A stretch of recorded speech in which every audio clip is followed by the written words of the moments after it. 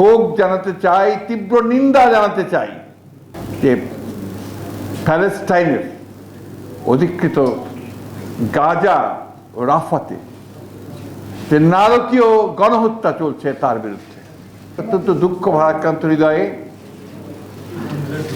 শোক জানাতে চাই যে গতকাল যারা রিমেল যে ঘূর্ণিঝড়, সেই ঘূর্ণিঝড়ে প্রায় 16 জন নিহত হয়েছেন, অসংখ্য মানুষ আহত হয়েছেন এবং অসংখ্য বাড়িঘর ধ্বংস হয়েছে এবং ক্ষতি হয়েছে অপরিসীম। সেই নিহতদের প্রতি, আহতদের প্রতি এবং যারা ক্ষতিগ্রস্ত হয়েছেন তাদের প্রতি আমি সমবেদনা জানাচ্ছি এবং নিহতদের প্রতি শ্রদ্ধা জানাচ্ছি। সেই সঙ্গে আজকে শ্রদ্ধা জানাতে চাই, শোক জানাতে চাই, তীব্র নিন্দা জানাতে চাই যে প্যালেস্টাইনের অধিকৃত গাজা ও রাফাতে যে নারকীয় গণহত্যা চলছে তার বিরুদ্ধে।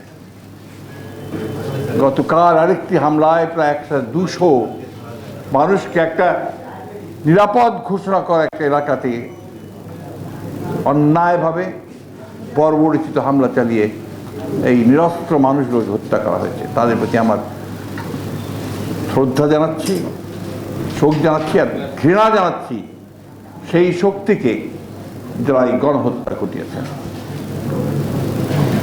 প্রিয় সহকর্মীবৃন্দ, সহকর্মী বলছি এই জন্য যে আপনারা আমরা প্রায় একই সঙ্গে আমরা সেই যুদ্ধে সংযুক্ত ছিলাম। এই যুদ্ধটা আমাদের জাতির মোড়কে ঘুরিয়ে দিয়েছিল, আমাদের একটা নতুন সত্তা দিয়েছিল, একটা অস্তিত্ব ঘোষণা করতে পেরেছিলাম আমরা। এবং এ কথা আমি জোর গলায় বলতে পারি যে শহীদ জিয়া আমাদেরকে এই সুযোগটা সৃষ্টি করে দিয়েছিলেন তার ঘোষণার মধ্যে দিয়ে। আমাদের অনেক নেতাই এখানে বলেছেন, বক্তারা বলেছেন যে রাজনৈতিক নেতৃত্ব যখন ব্যর্থ হয়েছিল স্বাধীনতার ঘোষণা দিতে, সেই সময় অখ্যাত মানুষটি, যাকে কেউ চিনতাম না আমরা, সেই মানুষটি কিন্তু ঘোষণা দিয়ে, স্বাধীনতার ঘোষণা দিয়ে আমাদেরকে সেই যুদ্ধে নেমে পড়ার একটা অনুপ্রেরণা জুগিয়েছিলেন। আমার সেই দিনটার কথা মনে আছে, সেই রাতটার কথা মনে আছে। আমি সেটা আর এখন বর্ণনা করতে চাই না। তো আমার মনে হয় প্রত্যেকটি মুক্তিযোদ্ধা আপনারা সেই দিন, সেই রাতটাকে মনে করেন যখন তার ঘোষণাটা আমাদের কানে ভেসে এসেছে। তার পূর্ব মুহূর্তে আমরা হতাশ হয়ে গিয়েছিলাম। চতুর্দিকে পাক সেনাদের হত্যাযজ্ঞ শুরু হয়ে গিয়েছিল। আমি তখন আমার একদম পুরো আমার নিজের বাড়ি ঠাকুরগাঁতে আমি অবস্থান করছি। ওই সময় আমরা আন্দোলন করছিলাম, স্বাধীনতার সঙ্গে আন্দোলন করছিলাম। সেই সময় যখন কারফিউ হয়ে গেল, তৎকালীন পাকিস্তান রাইফেলসের সেনারা যখন সব নেমে পড়লো, চারদিক ঘিরে ফেললো, ইতিমধ্যে গুলি করে হত্যা করলো আমাদের সমস্ত যারা প্রতিবাদী ছিলাম তাদের মধ্যে থেকে 4-5 জন কাকে। সেই সময়, সেই রাত্রে আমরা যখন তার কণ্ঠটা শুনলাম যে আমি মেজর জিয়া বলছি, আমি রিভোল্ট করছি, আমি স্বাধীনতা ঘোষণা করছি, আমরা একটা মুহূর্ত ঘরের মধ্যে থাকতে পারিনি। আমরা ঝাঁপিয়ে বেরিয়ে এসেছিলাম। নতুন আশার সঞ্চার হয়েছিল আমাদের মধ্যে। আমরা স্বপ্ন দেখেছিলাম, শুধু নয়, আমরা সেই স্বপ্নকে বাস্তবায়িত করার জন্য আমাদের কাছে যা ছিল, বন্দুক, রাইফেল নিয়ে এসে আমরা বেরিয়ে এসেছিলাম। এই মানুষটির প্রতি গভীর শ্রদ্ধা জানাচ্ছি এই জন্য যে তিনি সেদিন যে ব্যর্থতাকে সাফল্যের দিকে নিয়ে গিয়েছিলেন। আবার এই মানুষটি 1975 সালে রাজনৈতিক পট পরিবর্তনের পরে যখন সমস্ত মানুষ দিশেহারা হয়ে পড়েছিল, সামনের দিকে কিছু দেখতে পাচ্ছিল না, তখন আবার এই মানুষটির কণ্ঠে আমরা শুনলাম, আমি মেজর জিয়াউর রহমান বলছি। আমরা আবার নতুন করে স্বপ্ন দেখতে শুরু করেছিলাম এবং তিনি এই অল্প সময়ের মধ্যে তার জীবনের রাষ্ট্র পরিচালনার দায়িত্ব পাওয়ার অল্প সময়ের মধ্যে কতগুলো মৌলিক কাজ করেছিলেন।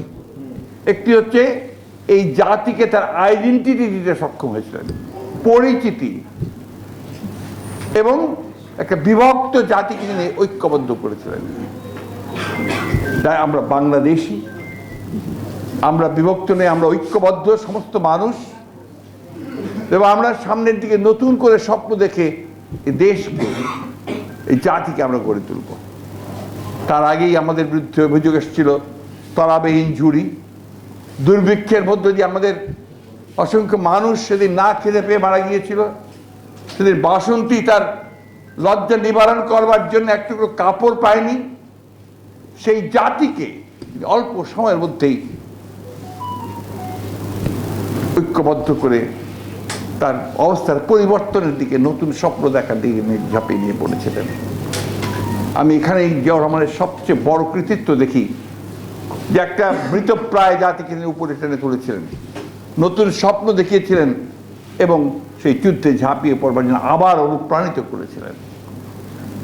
জিয়াউর রহমান তাই আমার কাছে শুধুমাত্র একজন নেতা নন, তিনি আমার কাছে একজন মহানায়ক, যিনি জাতিকে স্বপ্ন দেখান, পথ দেখান এবং সেই পথে যাওয়ার জন্য তাকে তৈরি করেন। অনেক ঘটনা, অনেক কিছু বলতে গেলে বহু সময় লাগবে। প্রতিটি পদক্ষেপ ছিল তার সুদূর প্রসারী। সবচেয়ে বড় গুণ যেটা ছিল যে সততার পরাকাষ্ঠ। এর চেয়ে বড় সৎ মানুষ আমরা আমাদের জীবদ্দশায় আমরা দেখিনি কখনো। ঠাট্টা করে, অনেকে বিদ্রুপ করে বলতে চায় ছেঁড়া সুটকেস, ভাঙা সুটকেস। ভাঙা সুটকেসই ছিল তার, ছেঁড়া গেঞ্জিই ছিল তার, আর কিছু ছিল না। যেটা ছিল সেটা হচ্ছে অকুত ভয়, সাহস, স্বপ্ন এবং তাকে বাস্তবায়িত করবার মতো মেধা। আজকে যে এত বড়াই, এত লম্বা চড়া বক্তৃতা করে একজন, কিসের উপর দাঁড়িয়ে করে? একটা কি করেছিলেন আপনারা সে কথা কি ভুলে গেছেন সবাই? আপনারা এই বাংলাদেশকে সেই অল্প সময়ের মধ্যে, এখানে জাসদ করেছেন অনেকে আছেন, তারা জানেন যে কি অত্যাচার, নির্যাতন, নির্মমতা তখন নেমে এসেছিল। আজকের এই বাহিনীদের মতো তখন একটা নতুন বাহিনী তৈরি করেছিলেন, রক্ষী বাহিনী।